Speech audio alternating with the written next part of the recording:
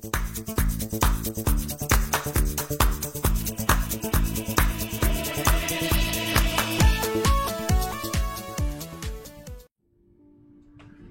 welcome back, Printverts. Got a quick project here I've been working on. I figured I'd share it with you guys. With the shortage with Raspberry Pis and all that, I just cannot afford at this point in my life to dedicate one per every printer. And sorry about this horrible camera shot. So a while back, I actually picked up this guy. This is a Ovis Lite. It's an Intel Celeron. I got this for 80 bucks on Amazon.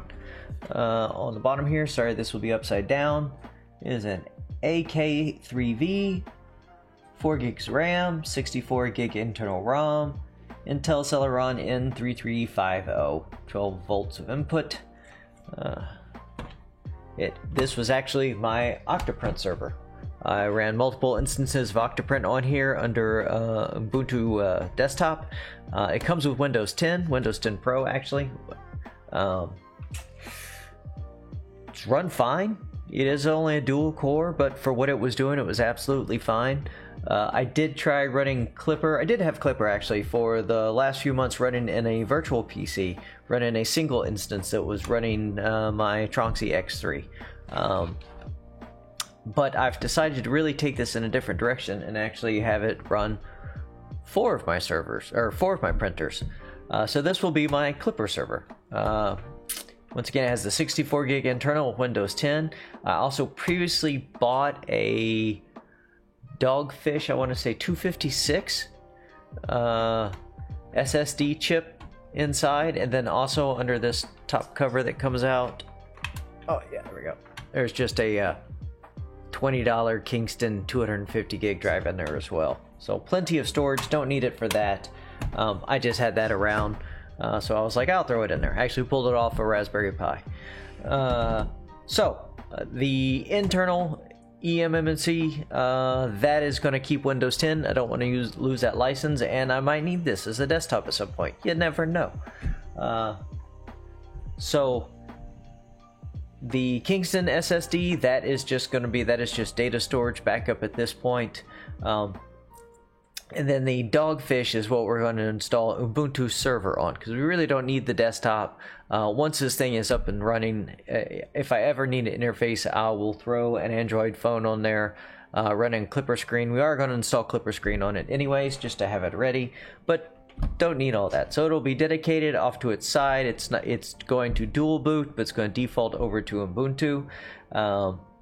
Besides the specs I've already read you, it has got 2 USB 3 ports over here on the side and a single USB 2 here at the back where the keyboard's plugged in. This old, nasty, dirty keyboard. I had to dig through a Rubbermaid tub. Power supply, 2 HDMIs. I don't remember. I believe these go up to 4K. I know it's an Intel HD 500 graphics chip. Sucks, but for $80, it does its job. So one is running to a monitor I have over here to my right, so I can see what's happening, and this is running to a. Oh, hope if I bring it in camera shot, huh? So here is a USB 3. Here is running in a USB 3. Yeah, it is in a USB 3 slot, running over to a USB 2 hub that all the printers are plugged into. Almost all the printers. This is the keyboard, power, HDMI, which is running over into the monitor so I can see, HDMI running into USB capture, network, there is an audio jack, it does have built-in Bluetooth and 2.4 Wi-Fi, I don't remember if it had 5, pretty sure it did, VGA on the side, who's ever going to use that nowadays, and then the little start button on the front. One bit of warning, I did learn on these things just recently again, so for the rest of this video it's just going to be like this. I have 2 of these, and the other one is a quad core with 6 gigs of RAM, larger eMMC, paid $80 for it as well. It runs fine, but this one, this is the intake fan for the CPU cooler, and it ports out kind of diagonally right here. So this really needs some kind of riser for it to be right side up. I noticed just by chance, because I installed some Kingston software, the firmware manager to check the firmware on the SSD, and I was like, man, that thing is just cooking. And then open up the case, I was like, yep. So it's just going to run upside down until I can either design or find on Thingiverse some things, some little spacer feet. I'm sure somebody has stuff come up with that. And that's all we got running this. Only other thing you really need is a USB drive. We will come over here.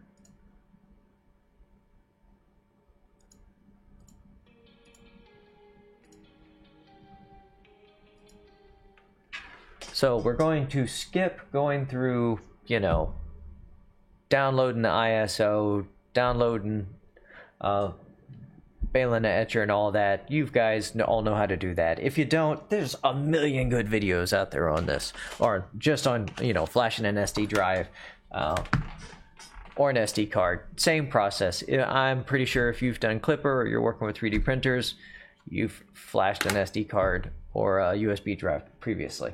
A couple of the videos I do recommend is checking out Minimal 3DP. Has a good multi-instance for Clipper install. I believe it's on a Raspberry Pi though, or on a different architecture. Might have been a mini PC as well. And then of course Rolohan.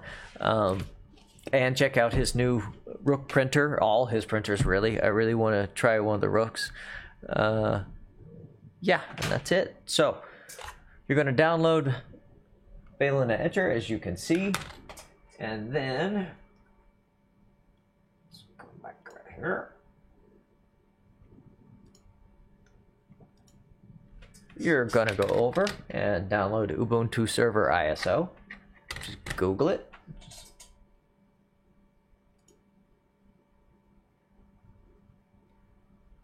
And then that is all you're going to need to get started. Flash the ISO. We're going to stick it in the USB drive. Ideally a 3.0. That's why I saved one. So this goes a little quicker. As you can see now, we're in the BIOS of the PC, the mini PC. Pretty generic. You can't really change much. 4 gig of RAM, running at 1333 megahertz. Does have a secure TPM module. The one thing you may have to adjust on yours, and ideally if you can, because I have seen other people do this, is in this boot order. Because there are 3 hard drives installed, it kind of does not call them by what they really are. So it's kind of hit and miss.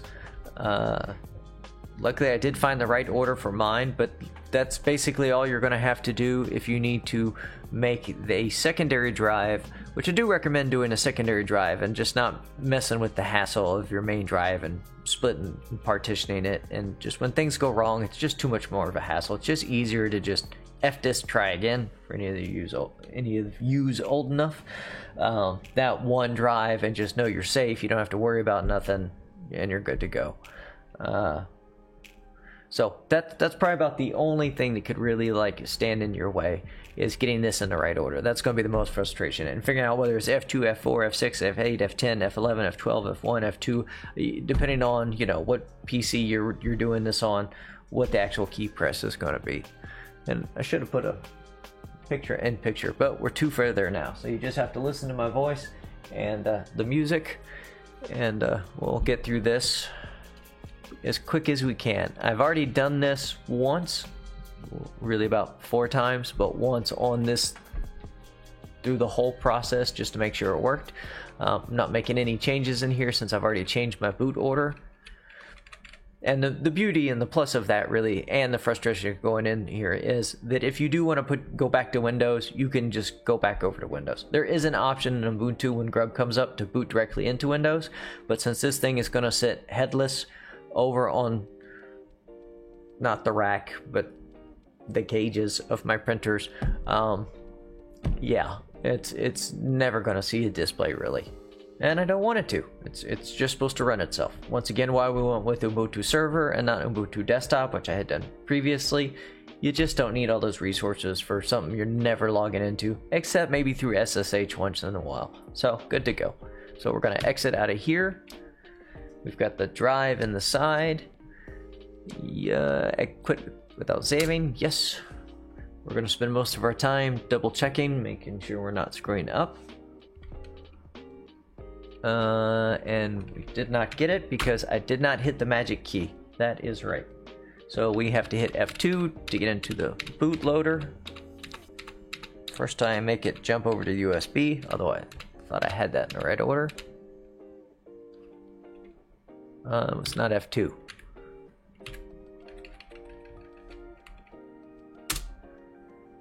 USB, and then just, that's boot number 1. So that should have been hit first. Okay, yeah. We will F10 or F4 and save. There we go. That's what we're looking for. We are going to try Ubuntu.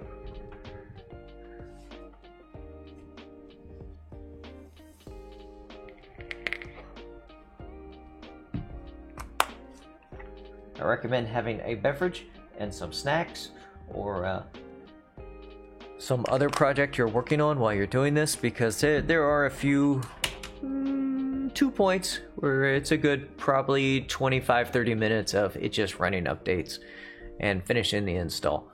We are going to record all of it. I will just mute the mic and then come back, and then we'll shorten it up because that is just boring.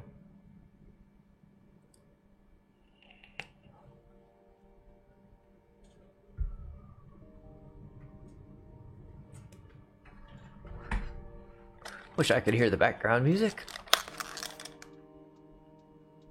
Oh, there we go. Throw the headphones on.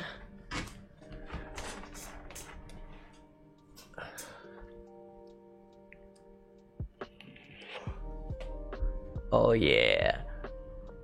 Some lo-fi for the Ubuntu. Alright. Pretty quick, right? English. We are going to update to the new installer. Pretty much what that's telling you there, and I want to run through this as quick as possible. You can pause it if you want to read any of that stuff. It's basically, there's a new installer. It's going to download it directly from the internet and restart the install process. Part of the reason why we hooked up the USB or the network cable. And it's back, and we are still English. Ubuntu server. I'm going to search for third-party drivers, even though I know there aren't any. It's just telling me it has found my network card. It is Ethernet. You can see my network there. That is the correct IP address. I'm not going to put this on Wi-Fi. I do want the speed and the responsiveness of when I get webcams working and all that of being wired direct into my router. So not even going to use it. No proxy. We go with the default mirror address. It is looking for drives. This is the scary point where, like, once again, why I said having separate physical hard drives or SSDs or, you know, eMMCs or even an SD card, because you can actually, there's an SD card slot on this thing as well. You could boot off an SD card if you wanted to. Be horrible performance, but you could do it. All right. And it has found that is the internal. The desktop installer is much nicer when it gets to this point. This one in for server is a little scary if you haven't done this before, but clearly I can see there is the Dogfish SSD 256. That's the one we're looking for. And you can see it's already been formatted for ext4, not mounted, and the boot partition in VFAT. So yeah, you can see all 3 drives there. This one with all the Windows stuff, store points, all that crap. So we're going to take the Dogfish. I don't want to use the logical volume manager because I'm not expanding this thing ever. Alright, this screen, as scary as it is, just tells you everything it told you before previously. There's everything that's available, and here's what it's really using. You think they would highlight that. So it's the Dogfish. It's going to create 2 partitions, a or it's just going to reuse the ones that are already there.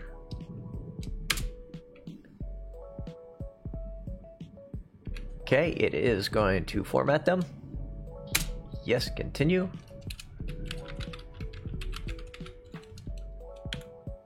This will be Clipper server. I don't know why they ask you your name and their username. Whoever uses both.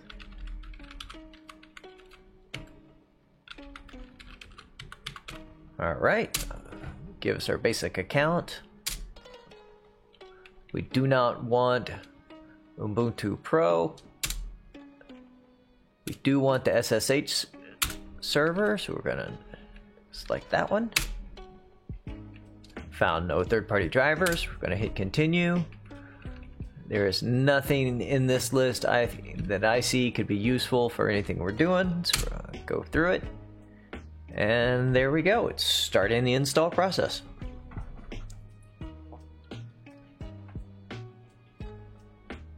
This will be the first of 2 long and boring stretches.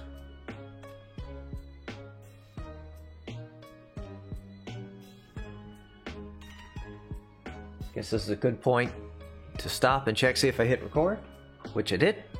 All right.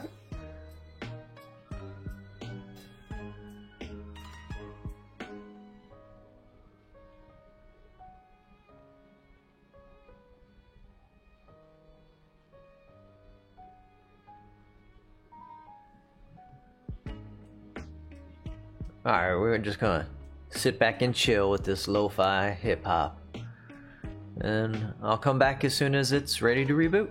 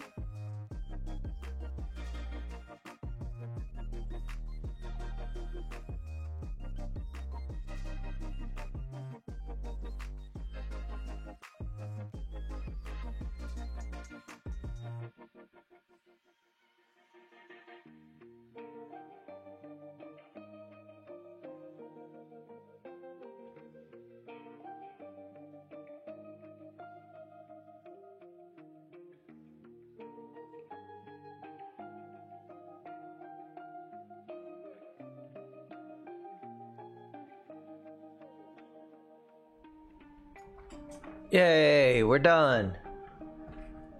Well,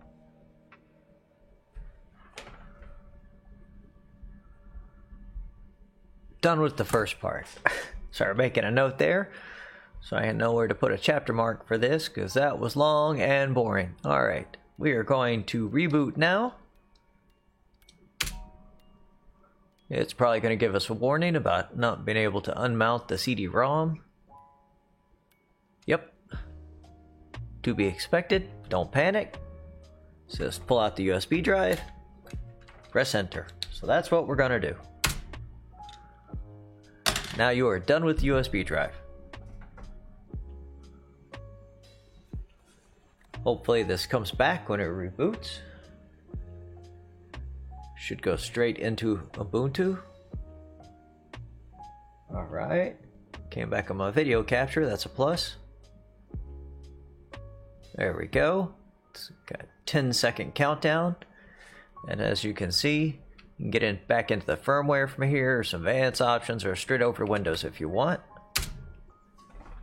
That will auto-advance if you haven't used Ubuntu before. Almost every version of Linux, once it gets through the bootloader, it will just...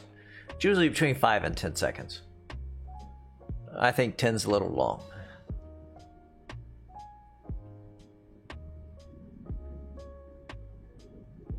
Alright. First boot. It's looking good.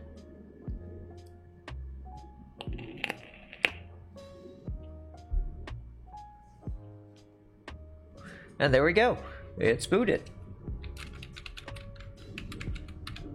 Oh, there we go. You will see that once in a while. That is leaked through from all the services that are still starting up in the background. Yeah, all the cloud stuff. Of course, that's going to screw up my login. There we go. Maybe, maybe not. Yep, we got in. Okay. So we can log in. We can clearly see we're at 192.168.0.221, exactly where I expect it to be. We're using 2.8% of the hard drive, using 7% of the memory, 0 of the swap, 125 processes. All right, let's throw up HTOP. Go. You can see both cores doing pretty much nothing. Looks good. Alright, we're going to install a couple of things. You don't necessarily need these, but I like them. And we're going to run updates. So let us do sudo apt install iftop. Put in our password. Iftop is like htop. I don't know if you've ever used it. It is a wonderful little utility.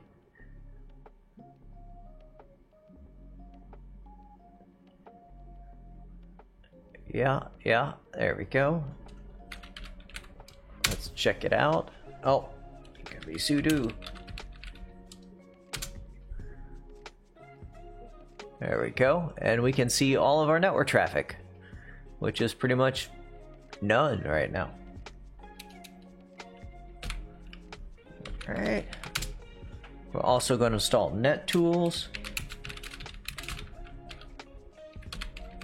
Believe this is... No. Oh. Didn't sudo.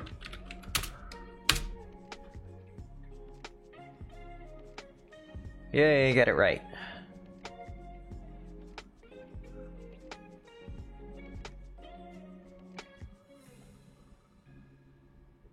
Alright. Now let's just clear all this garbage out. We're going to run a bunch of updates and upgrades, and then we can actually get to the real install. We're almost there, guys. Don't worry. That's not too bad, considering you should have downloaded those when in the install. That was the whole point of asking me.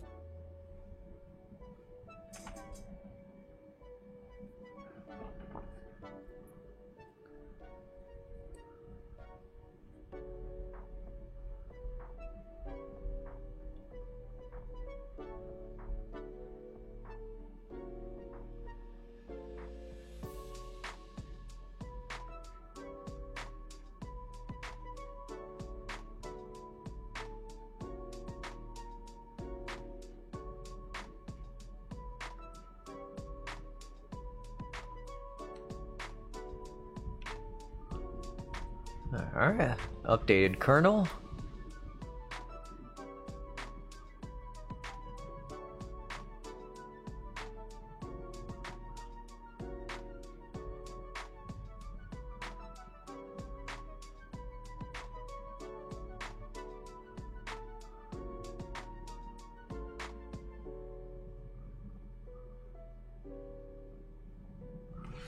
And we don't need to restart any services. We'll just let it choose whatever it feels like it needs to.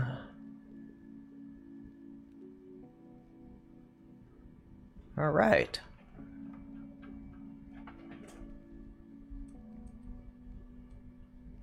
All right, we're gonna do that one more time just to make sure we didn't miss anything.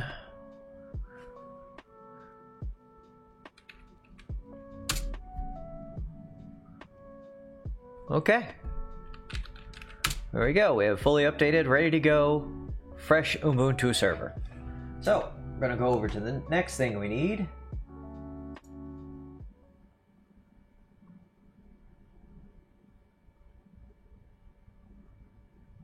How's it cut off in the music? Alright. So you're going to need to go over to GitHub and get Kia. Here's the address here at the top, and his repo there. It's pretty easy. It's pretty much just one command we're going to copy, and one we're going to run. So I'm going to switch back over so you can see what I'm doing. Yep, no music on that scene. Alright, now I'm going to go blind so I can see this. Alright, so we're going to type in git clone https:// github.com /th 33xitus /kiauh.git. And hey, I didn't misspell it, and it's already downloaded, so we're gonna jump into that directory, cd space Kia, and then we're going to ./Kia .sh, and there we go. Make sure over here. All right, pretty straightforward. As you can see, this is the best way by far. I think everybody agrees for installing Klipper. This script, it's wonderful. Will save you so many hours learning Klipper. You can install, you can update, you can remove. The only caveat to this script, unlike the Octoprint multi-instance script, can't speak today, that one allowed you to add additional instances after your initial one. Unfortunately, at this point, at the time I'm recording this video, you have to know how many you want to run from the get-go. So I've already run this through this a few times, and I'm like, oh, that's too many, that's not enough. So I know exactly what I want. I'm going to do 4. I think this thing will handle it. We will find out. So we are going to go with 1 for install. Actually, nope. We're going to go for 2 for update. Even though we just downloaded it from GitHub, it should be perfectly fine. All right. Back. 1 for install. We're going to choose Klipper, number 1. Python 3.0, it's the newest. How many instances do we want to set up? I want 4. All right. Do you want to assign custom names? I highly recommend it. If you ever have to get in and play with the services, maybe you want to disable one of them, it's giving you problems, but you still need to print with the others, which is the beauty of Linux. It'd be easier if you knew the instance names. I'm going to do this because I'm stupid and I'll forget. But if I can just log in through SSH and I can see the names, I know which one I need to start, stop, restart, check the journal if maybe I have to go that far. So we'll say yes. Our first instance, we're just call it the X3, because that's going to be the main one. The second one's going to be an Ender 5. Third one's going to be an Ender 3. And fourth one's going to be a custom built printer, Triple X3, which is just a enlarged version of a Tronxy X3. All right, so there we go.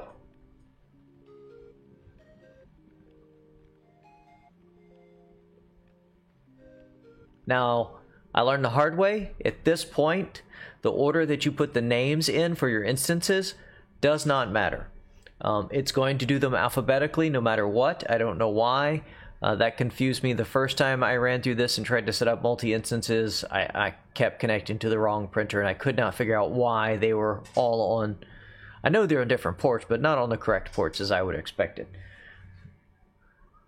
But if you pay attention, when you get a little further in here, you will see them. And if you just remember they're going to be alphabetical, that makes it pretty straightforward.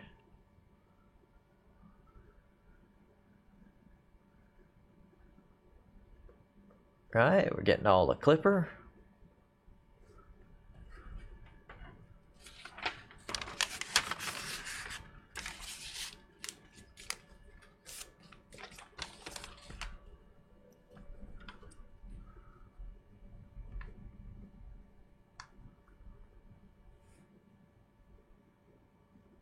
Oh, we broke the music.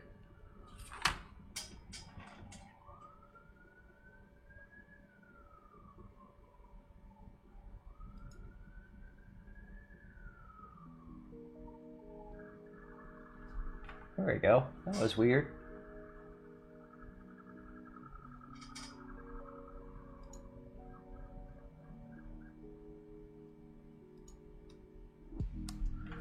Alright, we don't need to restart anything in particular. Just gonna say okay.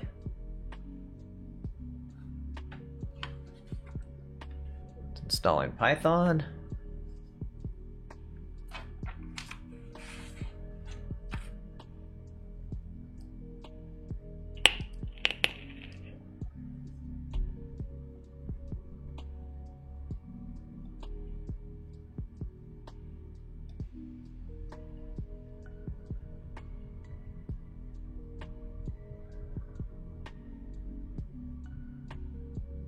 Alright, it's creating the services.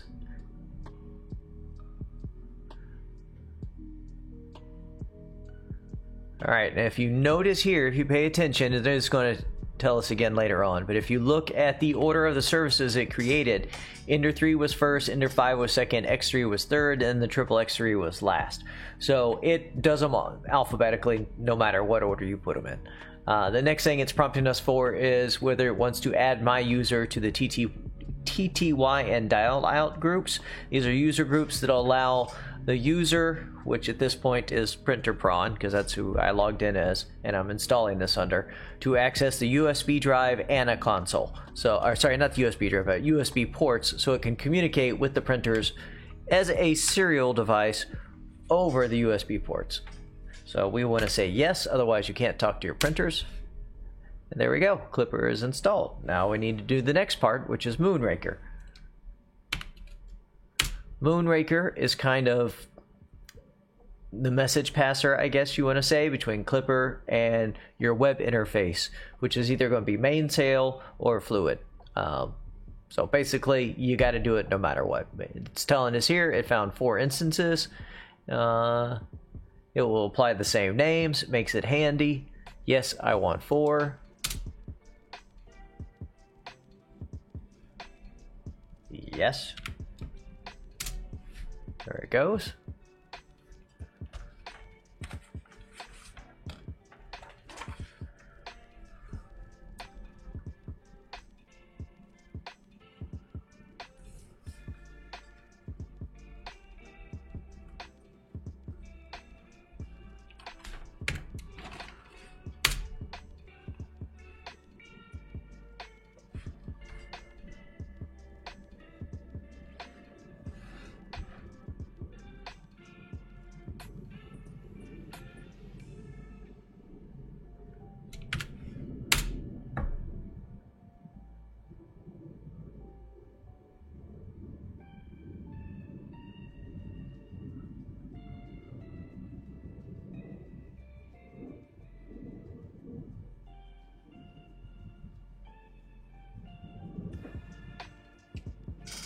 Getting close, guys, I promise.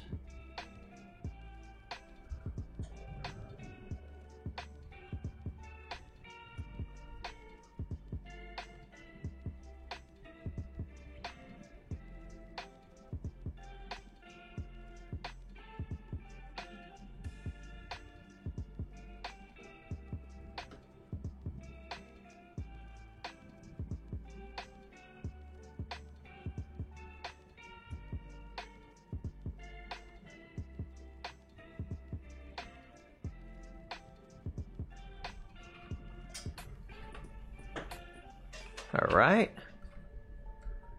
There is Moonraker. Now, this part is up to you. You need an interface. You can access it through a browser, and it can be either Mainsail or Fluid. There's plenty of videos online as well about the differences between them. They're very, very similar. It's not going to make or break you if you choose the wrong one.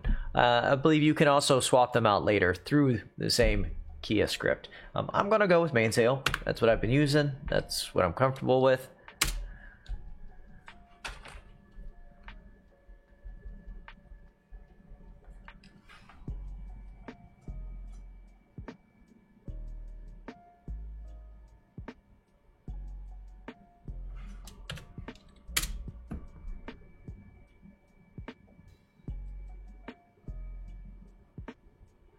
It's asking if we want to install a handful of default macros that you could not install and have to install them yourselves, but they're kind of handy, and it says, you know, you might like them, so we're just going to say yes. There we go.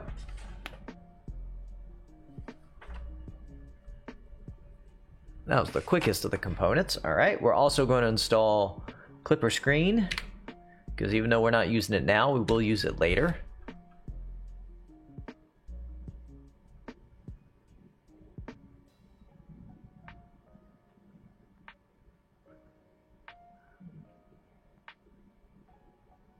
This one's going to take a bit.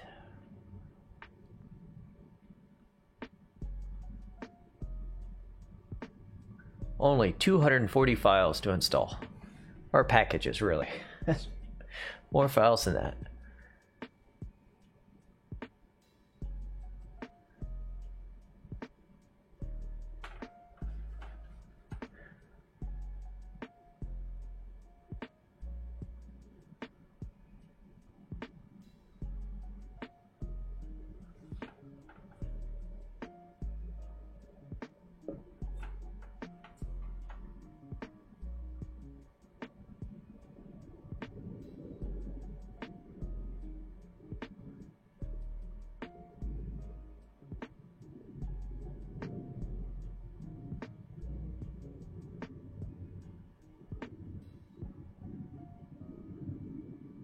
All right.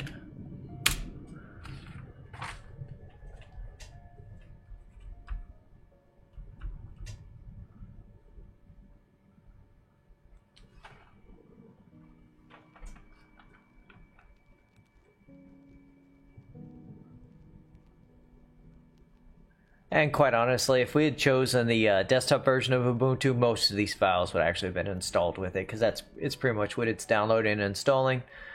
All the X11 background services that run the graphical desktop for Linux. But I want this system as clean and as tidy as possible.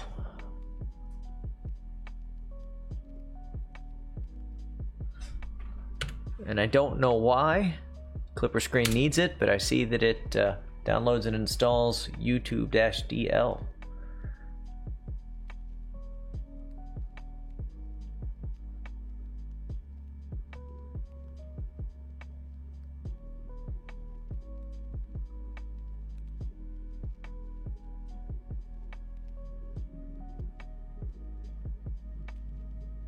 All right.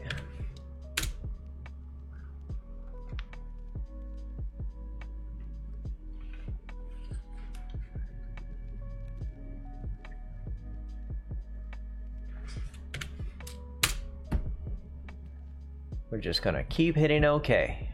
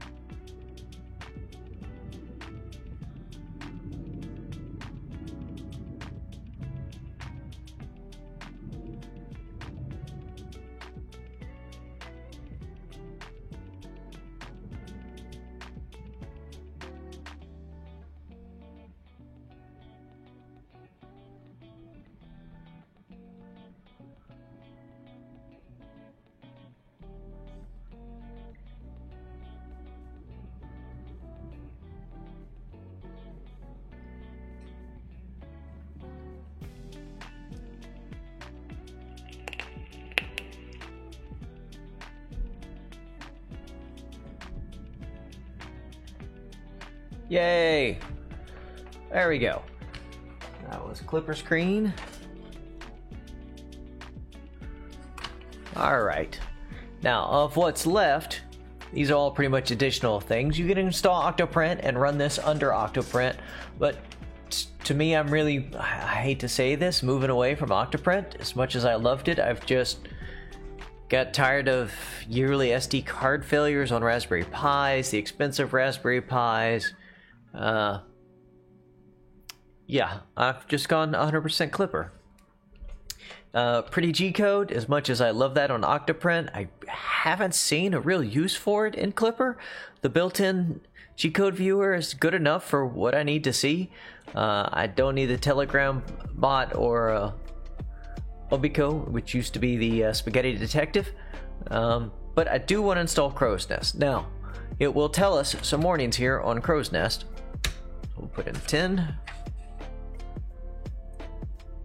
That it can tell that we have multiple instances of Clipper installed and Mainsail. So it currently does not work, and there are some manual steps you have to do creating symlinks, which are pretty much shortcuts over to the files, and then decide which of these instances is going to be your master. And from then on in the future, you're like, oh, my main printer, that's the one that's configuring everything. I'm not going to mess with that today. I fully expect if you check the GitHub, they are aware of the issue, and they show you exactly how to create the symlinks to make this work. But I'm lazy, so I'll just go without my webcams for however long it takes them to update it, which they obviously can tell this is going to be an issue. Crow's Nest, since it was added to Clipper in Mainsail, obviously is going to be there moving forward. Looks like as well like Sonar. Don't need Sonar, which is for monitoring your Wi-Fi, make sure it stays up since we're running on a dedicated Ethernet. So we're just going to say yes, and it is going to install it. And we're just going to go with the defaults, which are not correct, but that is fine. We do not have RaspiCam, so we do not need to install a fix for that. Yes, we want Update Manager to update it.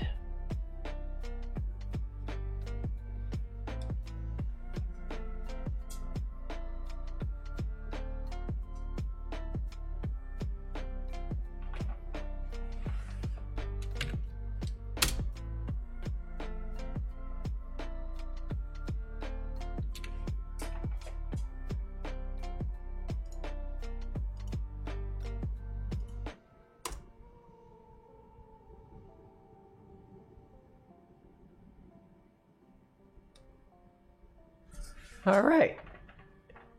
And no, I do not want to reboot now. Looks like everything is good. Go back to the main menu. As you can see,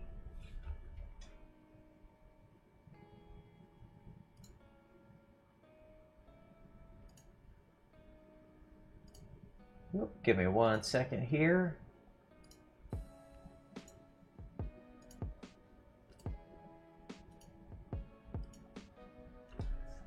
Alright, sorry about that. As you can see, it shows that 4 instances of Clipper are installed.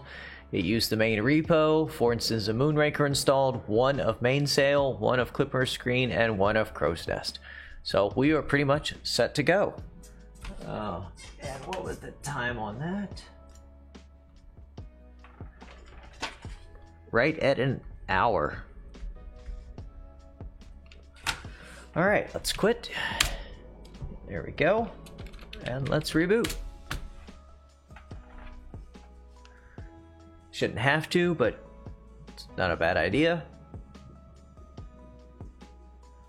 So we should be fully set up and ready to go, and ready to set up Clipper for each of our printers.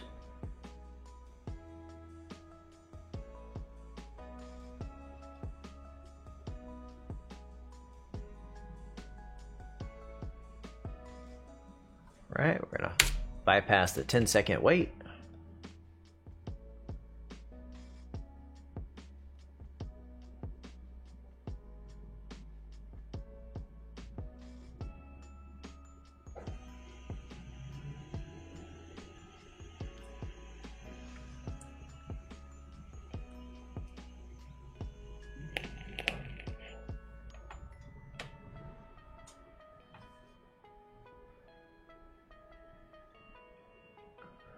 All right, it's up and running.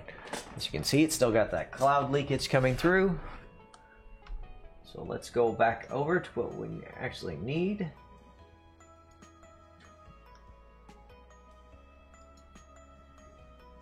All right. So here we have it in a browser. I just put in the IP address. Oh.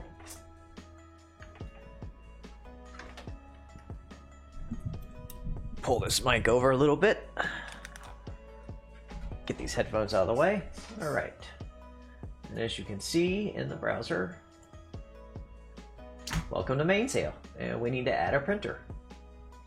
So we will add a printer.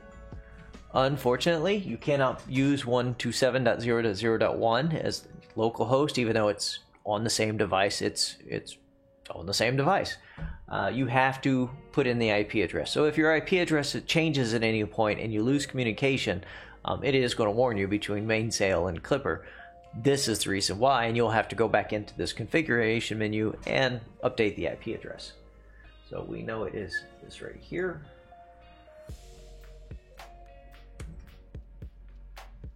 Oop.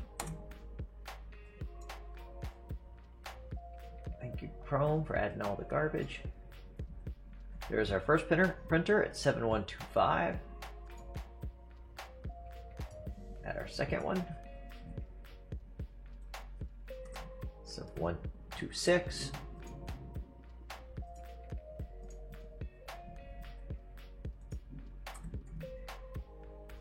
One, 2, 7.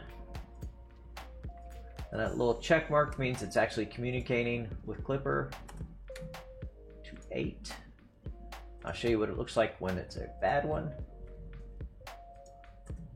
We should get a no bueno mark. Yep. So we're going to go ahead and delete this guy. You can just click on there. Go trash can. And as a bonus, we're going to add one more printer. I have an additional printer which does have a Raspberry Pi 2 on it. Or is it a 3? I believe it's a 2. Yeah, I believe it's a 2. Raspberry Pi 2 with a touchscreen on it. On an Ender 3 Pro that has been running Klipper, which is the one that convinced me to switch over. It is its own little Mainsail environment and all that. It is ready to go. But I like the concept of being able to manage all my printers from one web interface without having to open multiple tabs. So we're going to add it.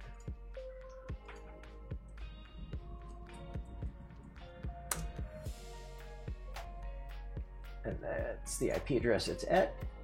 And there it is. And it already knows because it's configured in Mainsail that it is an Ender 3 Pro. So there we go.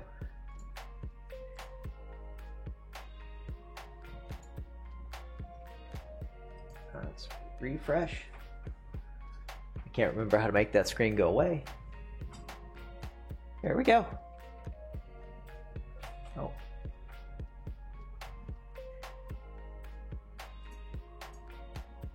Oh, that's right. You have to physically click on one of the printers the first time. All right. Here we go. And if you look up here in the top left-hand corner, here are all my printers. Here are all 4. And the 5th one, to make this easier, we're going to go ahead and name them. Actually, it's not there. It's over here. So we're on our first instance. If you remember, it did them alphabetically. So this is an Ender 3.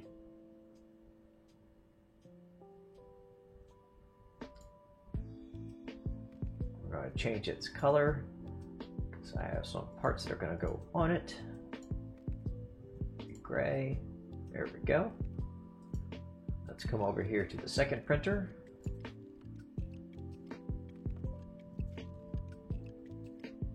Now if we go back and click back up here, you notice it has now updated the name. So it's not going to change it until you go to one of the other instances and then come back. So if you're running through all of them like I am, it got a little scary, like, no, I didn't keep my changes. All right, so we're on the second printer. And that one, because it did them alphabetical, is Ender 5.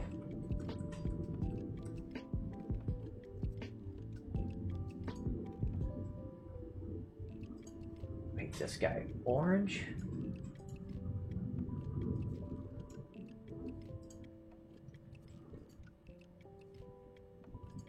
Go our next printer.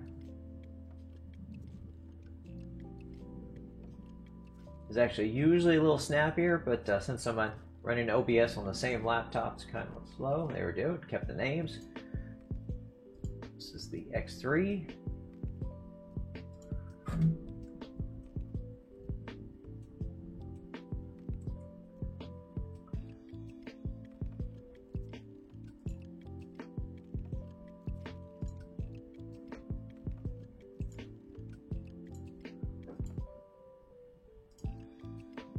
Green.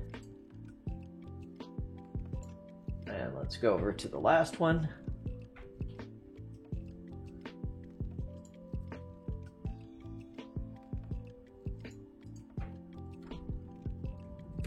This is the triple X3.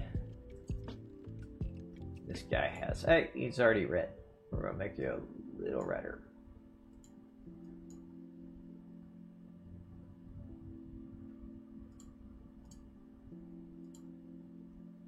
There we go. All right, since I only have 2 of these printers set up right now at the moment. Oh, and as you can see, if I go by over here to the Ender 3 Pro, this is a really nice feature. See if it happens well or works while I'm recording. You can see its webcam. So, and everything that is set up on that machine, including time lapse and everything, pops right up in this browser. That is such a nice feature. I really like that. That really makes managing a farm a lot easier.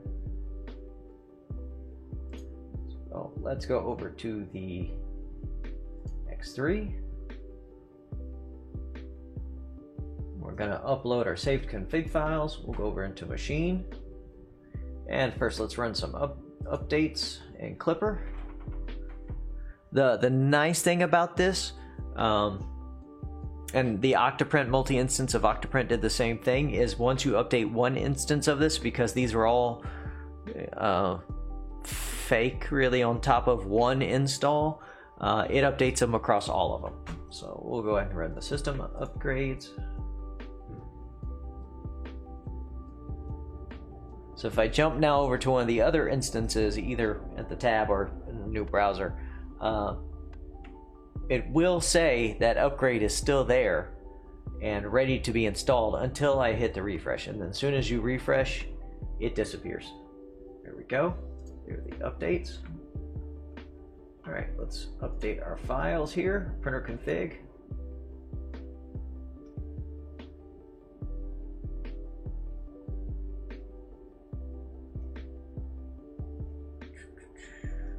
On our desktop.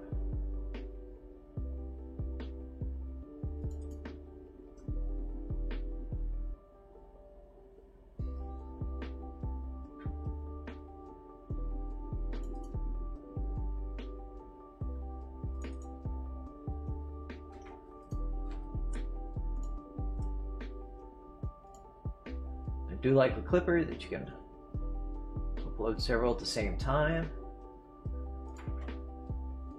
Oop, not new file, want a new folder.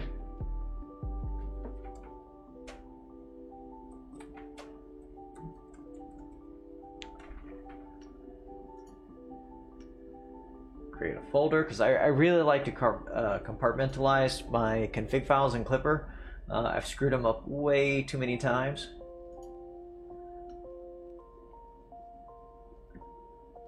Don't feel like that did all of them.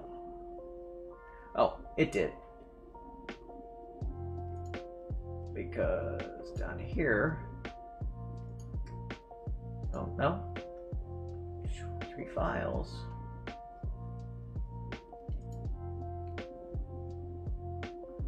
I thought I saw 4. Oh, backup. Okay.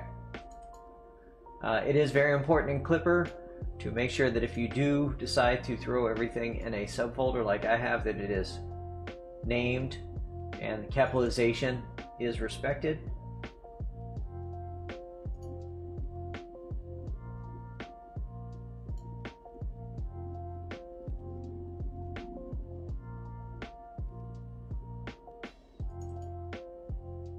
see I have them separated out into my ADXL for doing my resonance testing, bed configuration display, extra stuff, extruder, fans, macros, LEDs, motors, shaper, sensor, stepper, sound, everything.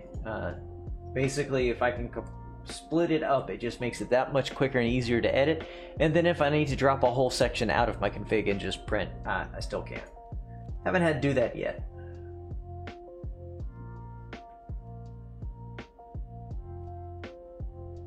Alright, since these were backed up config files, you are going to have to, it should have my USB device serial ID already in there. In fact, I know it does, so saves that step. If you have not installed Klipper before, one of the additional steps you're going to need to do, which is documented in the documentation, it's not the clearest to me, but basically on the website, I understand what they're saying. You're basically going to run a series of commands to find out what this serial ID is, copy it, and paste it into your config file. That's very, very important because every Klipper instance is looking for that serial ID to know which of the printers on the USB bus to actually speak to, which works out perfectly because I've had issues with Octoprint in the past of printers that end up having the same or too close and just issues. So there we go, everything's updated. Let's go over to the dashboard. Let's hit firmware restart. I think the printer is on. There we go. This is usually much faster. OBS is really struggling with this. And there we go. We have a working printer. So I just need to go through that for my Ender 5, and then I'm still hooking up the second Ender 3 and the X3 over to this. It's still on Octoprint, need to convert it over. I'll probably do that later today. But there you go. It's not that difficult. Also, if you come over here to printers, right there, you will see each of your printers. So it makes it very easy if you don't want to use the drop down. You can just switch right over. It gives you the current stats. I'm pretty sure that when the webcam is working, it should show up in here, although I don't know why it doesn't show over here, because we can see the stats. Let's see, what is it? Give us an option. Yeah, sure does. Look at that. Haha. Awesome sauce. So there we go. I'm sure there'll be a follow-up video on this saying whether this really works. I guarantee you a 4-core would be better, considering I bought those things about 6-7 months apart, and I've got the dual core and the 4-core with 2 extra gigs of RAM and double the size hard drive for the same price. They're only going to get cheaper and easier. So there we go. Switch back over to the printer. Come back over into OBS. And that's it, guys. It is long. It is not that complicated. The script does everything for you. There's about 8 hours before this video of doing this several times to make sure it worked and getting the process right and figuring out, the order of the ports for the multi-instances, because that just threw me for a loop. But there you go.